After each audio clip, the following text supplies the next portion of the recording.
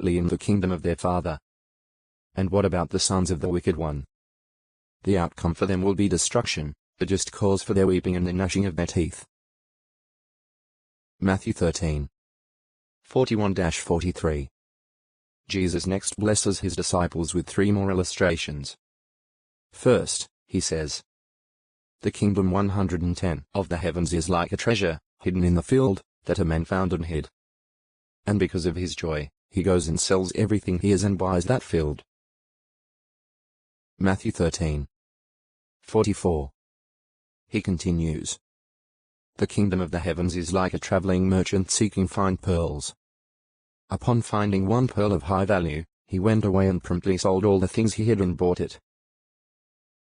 Matthew 13.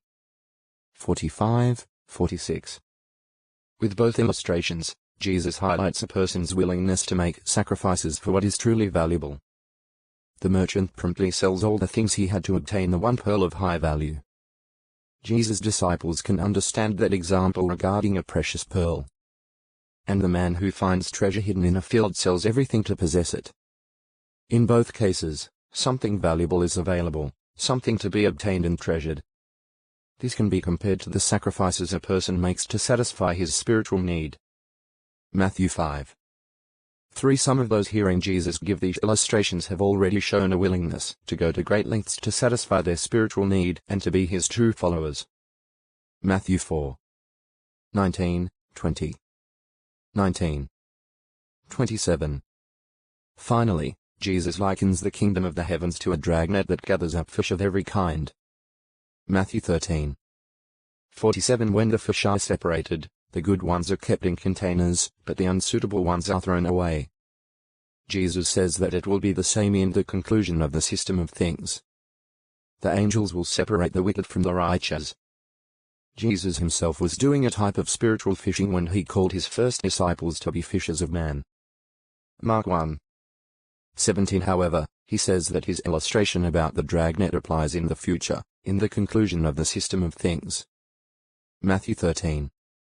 49. So the apostles and other disciples hearing Jesus can sense that very interesting things are yet to develop. Those who heard the illustrations given from the boat are further enriched. Jesus is showing his willingness to explain all things privately to his disciples. Mark 4. 34. He is like a man, the master of the house, who brings out of his treasure store things both new and old. Matthew 13.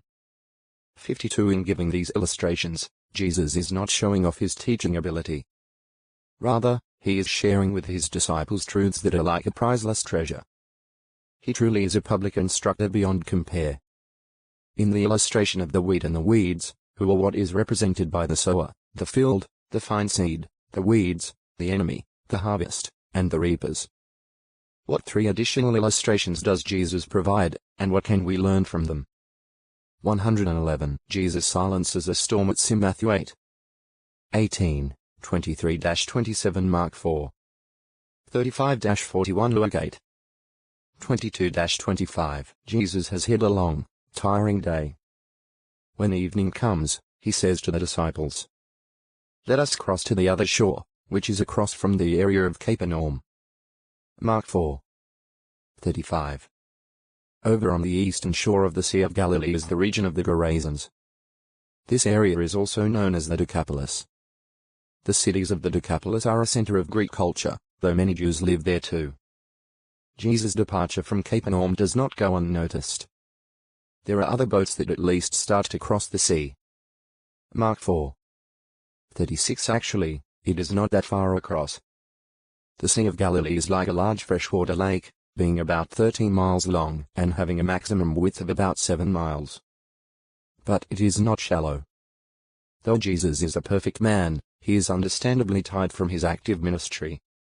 So after they set sail, he lies down in the back of the boat, puts his head on a pillow, and falls asleep.